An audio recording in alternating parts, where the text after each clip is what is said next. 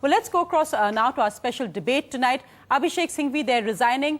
Public interest versus the right to privacy. Where is that line actually drawn? And in fact, I talked about political pressure, but the fact is that mainstream media hadn't covered the CD and its contents at all. It was really the social media where the CD went viral. And Abhishek Singhvi, after first being defiant over the first 10 days when this happened, then decided to resign on the eve of Parliament. Joining me tonight on that debate, is India now going the US way? Are politicians' private lives now also a matter of public interest? Joining me tonight on that, well, nobody from the Congress has agreed to come in and speak on this, but Sudhindra Kulkarni of the BJP, also columnist, Shoma Chaudhary, managing editor of the Tehlka, who knows a lot about sting operations and CDs. I'm also joined by Shahid Siddiqui of the Samajwadi Party, and Chetan Bhagat, well-known author and, of course, well-known columnist and Twitter following of over 8 lakhs. So he knows about this whole AMS issue and the issue of it trending on the web. So, in fact, Chetan Bhagat, let me go across to you as a apolitical voice here and not a mainstream journalist at all, as somebody who's really an opinion maker.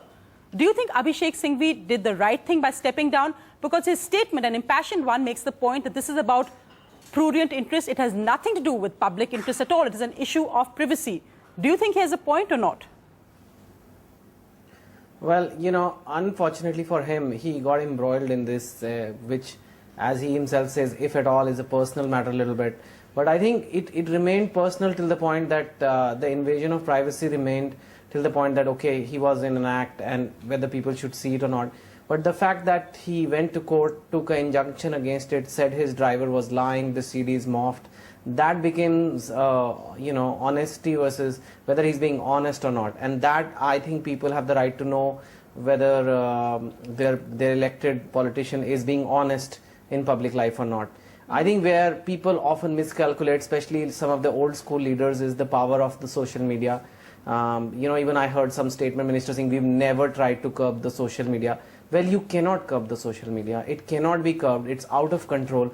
And in fact, it works exactly the opposite. You try to, you know, suppress it and it explodes. It explodes even more. So I think the right thing could have been done many days ago. And also a sense of humility and a sense of embarrassment, and said, you know, it's, yeah, I'm human and this happened, and obviously this doesn't affect the way I do my job. And that could have been that. Maybe, you know, I don't know if India is ready to forgive that. But these things, when they fester, and I also remember that within the media was feeling very, the media was being chastised on the social network. Yes, because people felt you guys, nobody knew about.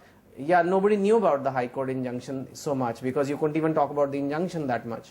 So people thought you guys are supporting the government and the government has you guys under control. So I think now that it's broken, it's a little bit too late that this has come out, and then the damage has been a little bit done. So you're seeing the mainstream media, something graceful. Yeah, you're seeing the mainstream media being seen as political stooges in a way. Let me bring in one of the politicians on the panel, Sudhindra Kulkarni, on this point.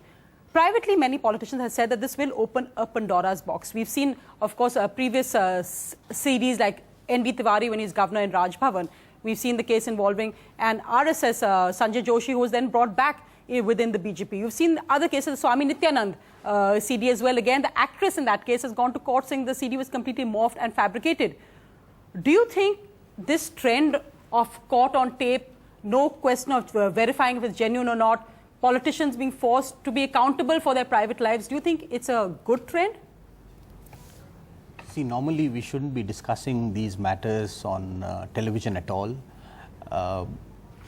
Private matters should be kept in the private space. And he, for his own reasons, has resigned, and the Congress party has said, unhone uchit kadam uthaya.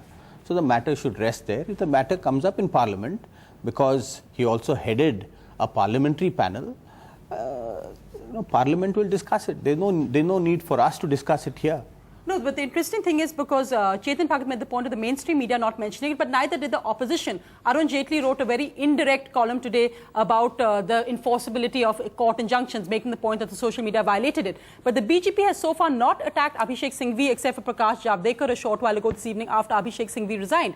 Is the BJP, is there a hypocrisy there as well? Not at all. Arun Jaitley's article is in a very broad context about whether social media should be regulated and constrained, or media should be constrained, you know, in reporting judicial matters. It is really not about this particular issue at all. there is, whether this is strictly a personal matter or there is some public interest or public issue involved is something to be debated. I don't want to comment on this platform at all. Do you have the NDTV Profit app? All the markets, all the news and your own homemade, ready-made portfolio available there for you. We will right now answer what you should sell, what you should buy when markets are down. Download it ndtvprofit.com/apps.